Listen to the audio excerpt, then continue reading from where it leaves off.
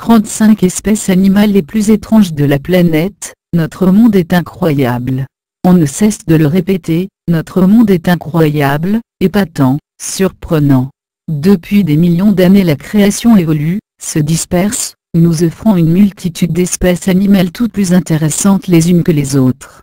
Mais là où certaines se sont vues gâtées par la nature, d'autres en revanche pourraient bien faire appel. Pas très esthétiques, souvent discrètes, vous aurez sûrement du mal à les croiser un jour, à moins d'y mettre beaucoup de cœur. Quoi qu'il en soit, elles sont bel et bien là, et servent donc à la bonne marche du cycle de la vie.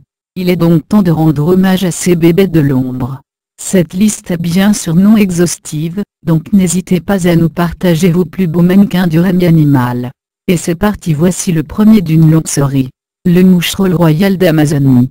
Le moucheron royal vit, comme on le devine, dans les forêts et les terres boisées du bassin de l'Amazone.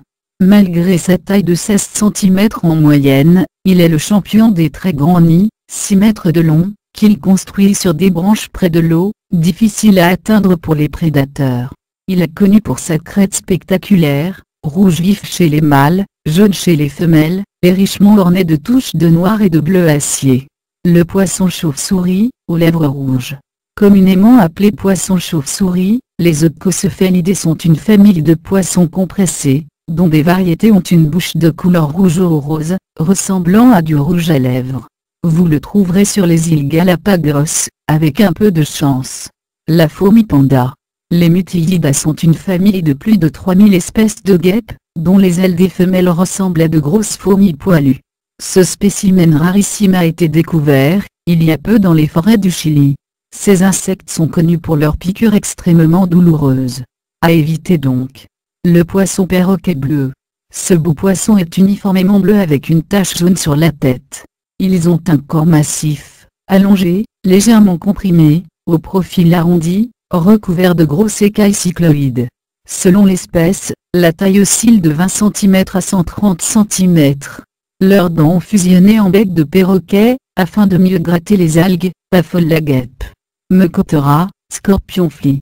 L'ordre des Mecoptères est un groupe très ancien d'insectes, qui ne sont plus représentés aujourd'hui, que par un nombre réduit d'espèces, quelques 400 espèces, dont seulement une dizaine en France.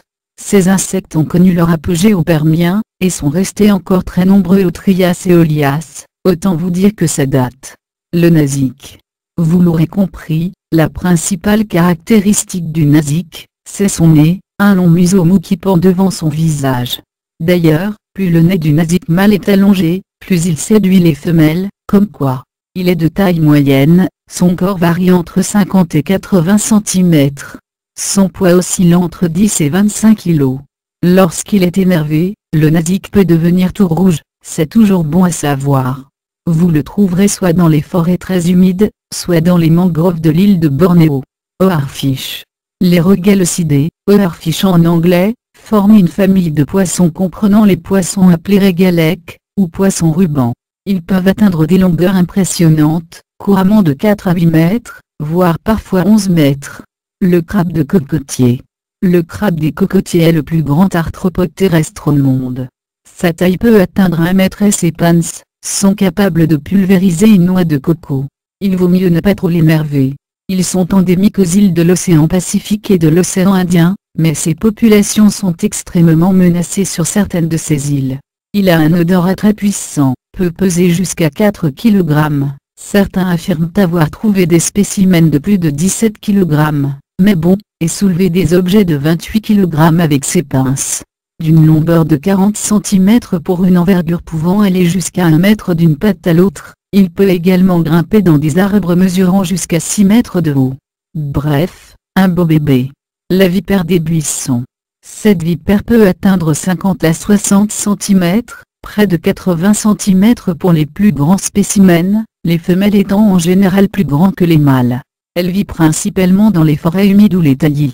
Sur un plan personnel, je ne veux pas la voir. Dimboctopules vivent dans les abysses à des profondeurs extrêmes, entre 500 et 4000 mètres, et sont, parmi les espèces d'octopodes, les plus rares. Peu de chance de le croiser un jour donc, mais si vous le voyez, dites-lui bonjour. La tortue à long cou. Je suis une tortue, un reptile avec une carapace. On m'appelle Serpentine, car j'ai un très long cou qui ressemble à un serpent. Mais je ne mesure que 20 cm de long. Je vis à l'est de l'Australie. Il m'arrive d'aller sur la terre ferme, mais je préfère nager dans l'eau douce des rivières. Voilà, et vous?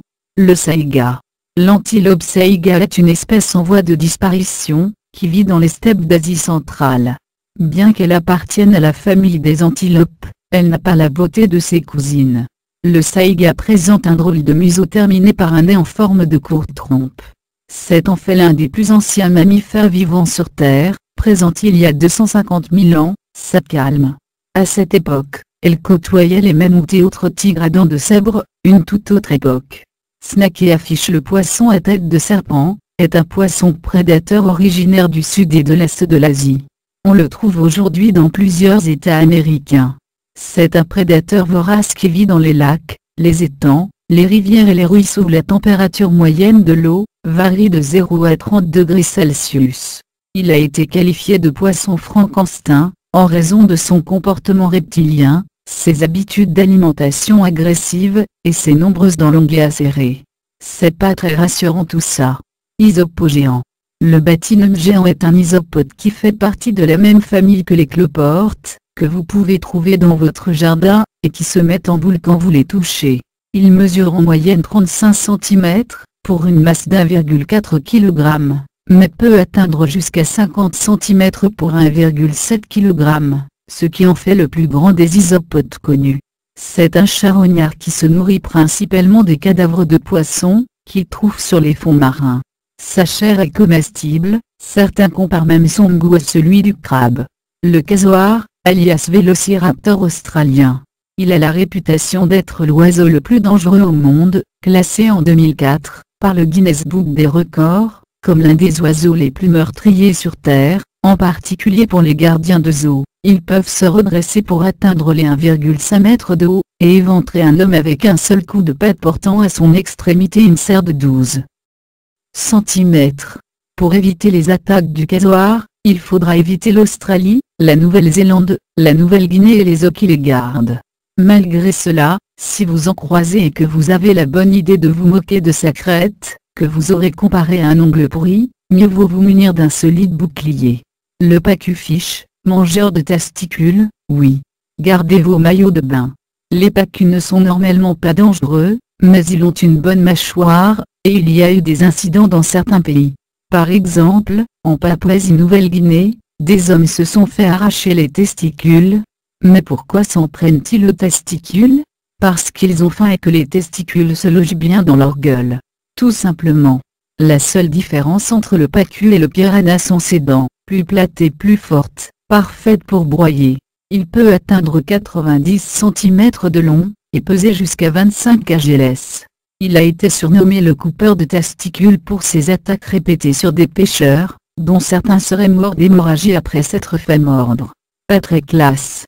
Grenouille arlequin. Jaune, vert, orange, autant de couleurs dont usent les grenouilles arlequins pour prévenir de leur toxicité, patouche. Ce petit amphibien, d'à peine plus de 3 cm, vit au cœur des forêts humides d'Amérique latine.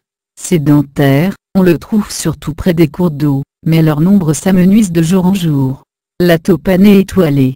La taupe à nez étoilé est une petite espèce de taupe caractérisée par l'étrange forme de son museau. Elle vit dans l'est du Canada, et au nord-est des États-Unis. Sa longueur atteint environ 20 cm, la queue totalisant un tiers.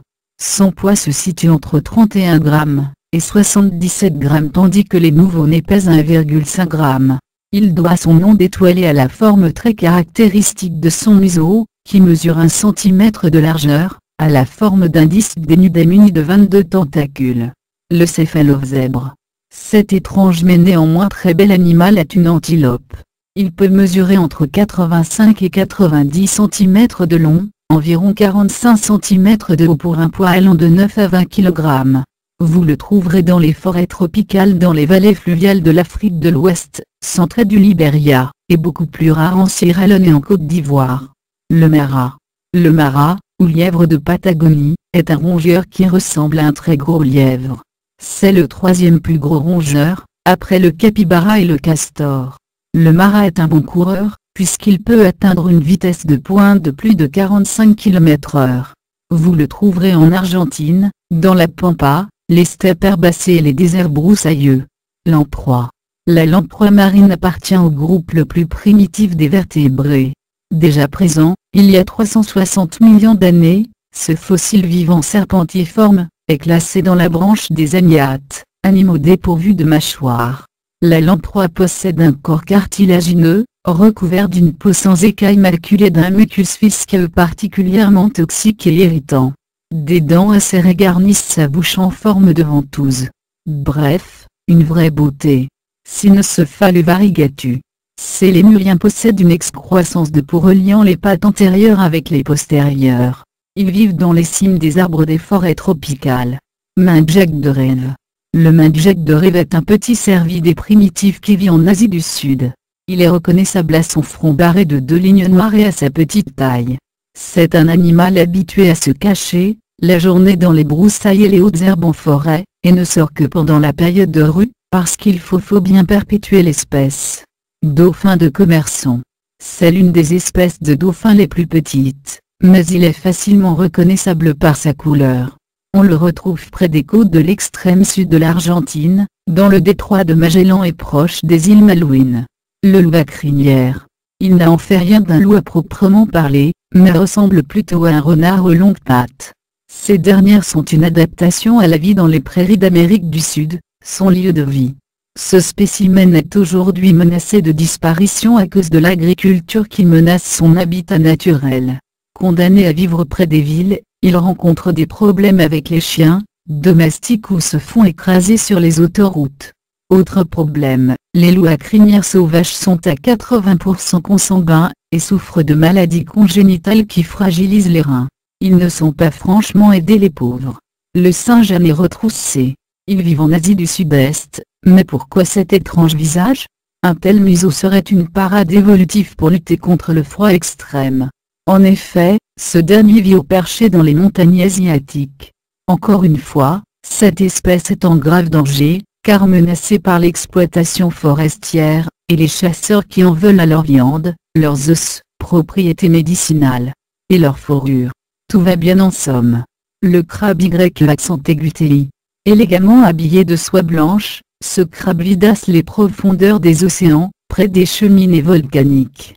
Ils sont des milliers entassés et semblent évoluer dans cet amas à leur aise. Ils sont carnivores et se délectent de petits cadavres, qui tapissent les profondeurs des océans. Ils peuvent atteindre une quinzaine de centimètres de long, au la main. Le dauphin de l'Irrawaddy. Ils vivent en Asie du Sud-Est, près des côtes mais aussi des estuaires.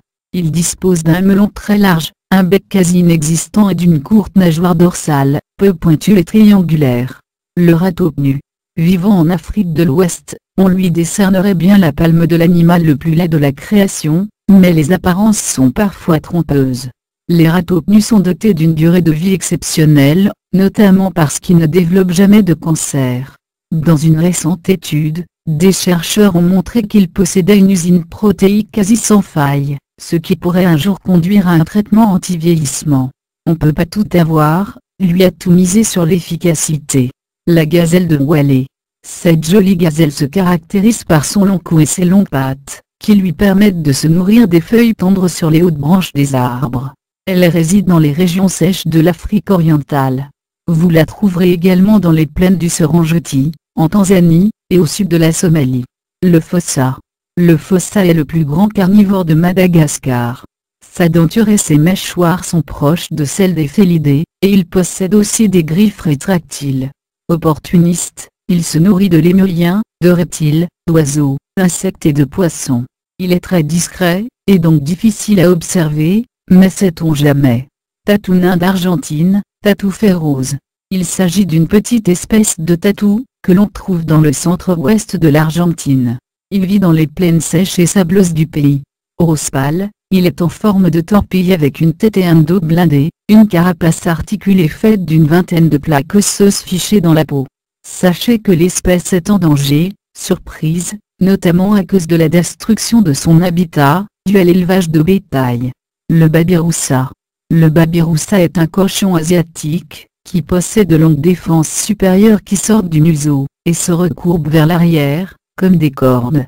Ils disposent également de 2 défenses inférieures, mais qui sont légèrement plus courtes. Il n'est pas rare que les défenses supérieures percent son crâne lors de sa croissance, ce qui aboutit à la mort. C'est ballot. Physalie ou vessie. Physalie ou vessie de mer est une espèce de siphonovore marin, c'est-à-dire une colonie comportant 4 types de polypes soutenus en surface par un flotteur de 10 à 20 cm. Le rhinocéros de Sumatra. Le rhinocéros de Sumatra est une espèce de périssodactyle de la famille des Rhinocérotidae. Parmi les 5 espèces actuelles de rhinocéros, c'est la dernière non éteinte du genre Dysrorhinus. L'axolotl. L'axolotl, Ambystoma mexicanum, est une espèce d'urodèle de la famille des Ambystomatidae. Il fait partie des animaux ayant la capacité de passer toute leur vie à l'état larvaire sans jamais se métamorphoser en adulte. Voilà, c'est fini, mais il y en a encore bien plus que 35 animaux bizarres sur notre bonne vieille terre, bien beaucoup plus. À bientôt pour une autre vidéo. Merci à tous d'avoir regardé ma vidéo. N'oubliez pas de liker la vidéo avec le pouce vers le haut, ça fait toujours plaisir. Et aussi de laisser un petit commentaire. Merci à tous. À bientôt pour une prochaine vidéo. Ah, j'oubliais. Si vous en avez envie, vous pouvez toujours aussi vous abonner à ma chaîne. Ça me fera toujours plaisir aussi. Alors, merci à tous pour une prochaine vidéo. Bye bye.